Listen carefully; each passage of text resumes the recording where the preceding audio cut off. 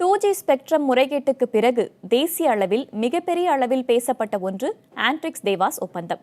அரசுக்கு 2,32,200 கோடி ரூபாய் வருவாய் இழப்பு ஏற்படும் என்று மத்திய தணிக்கை குழு எச்சரித்ததை தொடர்ந்து கடும் எதிர்ப்பு கிளம்பியதால் ஒப்பந்தம் ரத்து செய்யப்பட்டது.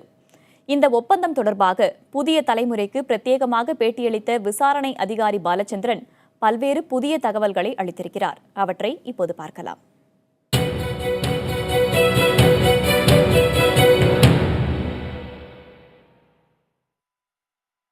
தேவாஸ் நிறுவனத்துடன் ஒப்பந்தம் செய்து கொள்ளும் முன்பாக பொதுத்துறை நிறுவனமான ஆண்ட்ரிக்ஸ் பெற்ற சட்ட ஆலோசனையில் இஸ்ரோ இன்டெல்சாட் ஒப்பந்தத்தை போன்றே ஆண்ட்ரிக்ஸ் தேவாஸ் ஒப்பந்தம் இருப்பதாக கூறப்பட்டுள்ளது.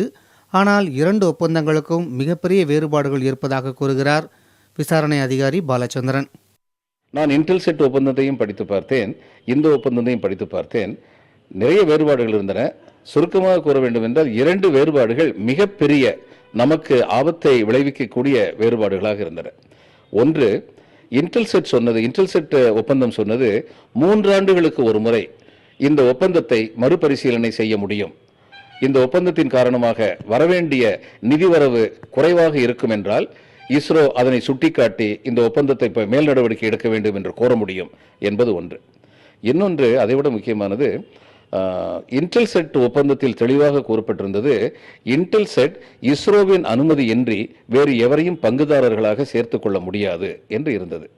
ஆனால் இந்த இரண்டு அம்சங்களுமே இந்த ஆண்ட்ரிக்ஸ் தேவாஸ் ஒப்பந்தத்தில் இல்லை. இதில் என்ன பெரிய பின்விளைவு என்று நீங்கள் கேட்கலாம். ஒரு உதாரணத்துக்கு சொல்கின்றேன். அவர்கள் நம்முடைய முன்னனுமதி இல்லாமல் யாரை வேண்டுமானாலும் பங்குதாரராக சேர்த்துக் கொள்ள வேண்டும் என்றால் அவர்கள் விரும்பினால் பாகிஸ்தானின் ISIயை கூட பங்குதாரராக சேர்த்துக் கொள்ள முடியும்.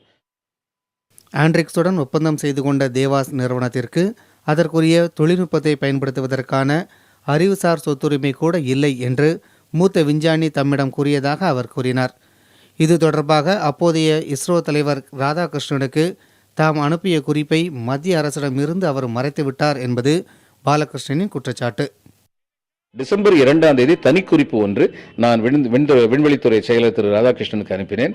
அதில் சொன்னேன், இத்தகைய ஒரு குறிப்பு என்னிடம் வந்திருக்கின்றது, மூத்த விஞ்ஞானி அளித்திருக்கின்றார். இன்டெலெக்சுவல் ப்ராப்பர்ட்டி ரைட், அறிவுசார் சொத்துரிமை அவர்களுக்கு இந்த SDMP டெக்னாலஜி மேல் இருக்கின்றதா இல்லையா என்பதனை நாமும் உறுதிப்படுத்திக் கொள்ள வேண்டும். அவர் சொல்கின்றார் அது இல்லை என்று. அப்படி இல்லாமல் போகும் பட்சத்தில் இந்த குறிப்பு, இந்த உண்மை நாம் அமைச்சரவைக்கு அனுப்புகின்ற குறிப்பில் நிச்சயமாக இடம்பெற வேண்டும். ஏனென்றால் அவர்கள் நம்மை மீறி நாளை ஆர்பிட்ரேஷன் என்று செல்ல வேண்டும் என்று நினைத்தார்கள் என்றால், இந்த குறிப்பின் அடிப்படையில் நாம் இந்த ஒப்பந்தத்தை ரத்து செய்தோம் என்றால் நீங்கள் நேர்மையாக நடக்கவில்லை, யூ கமிட்டட் ஃப்ராடுலன்ஸ் என்ற அடிப்படையில் நாம் ஒப்பந்தத்தை ரத்து செய்தோம் என்றால் அவர்கள் எந்த ஒரு தீர்ப்பாயத்திலும் நமக்கு எதிரான தீர்ப்பை வாங்க முடியாது என்று நான் குறிப்பிட்டிருந்தேன். ராதாகிருஷ்ணன் இந்த குறிப்பினை அமைச்சரவையிலிருந்து சுத்தமாக மறைத்து விட்டார். தேவாஸ் நிறுவனத்தின் மோசடியை அம்பலப்படுத்தாமல் வேறு காரணத்தை கூறி ஒப்பந்தத்தை ரத்து செய்ததால் தான் சர்வதேச தீர்ப்பாயத்தில் இந்தியாவுக்கு எதிரான தீர்ப்பை அந்த நிறுவனத்தால் பெற முடிந்ததாக பாலச்சந்திரன் கூறுகிறார். தேவாஸ் நிறுவனம் முறைகேடாகத்தான் ஒப்பந்தத்தை பெற்றது என்று CBI நிரூபித்தால் இந்தியா இழப்பீடு கொடுக்க தேவையில்லை என்கிறார் பாலச்சந்திரன்.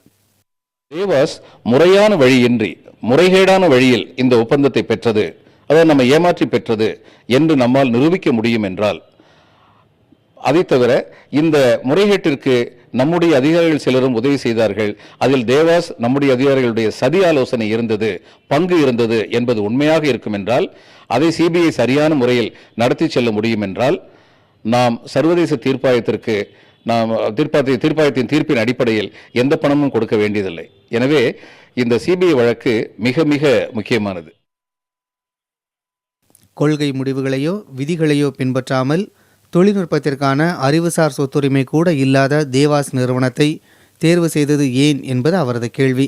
ஒப்பந்தம் கையெழுத்தான 2005ஆம் ஆண்டு மட்டுமல்லாமல் ஒப்பந்தம் தொடர்பான பேச்சுவார்த்தை தொடங்கிய 2003ஆம் ஆண்டு முதல் ஒப்பந்தம் ரத்து செய்யப்பட்ட 2011ஆம் ஆண்டு பிப்ரவரி வரையிலான காலகட்டம் வரை இது தொடர்பாக CBI விரிவான விசாரணை நடத்த வேண்டும் என்று பாலச்சந்திரன் வலியுறுத்துகிறார். புதிய தலைமுறைக்காக செய்தியாளர் ஜெகநாத்துடன் சிவகுமார்.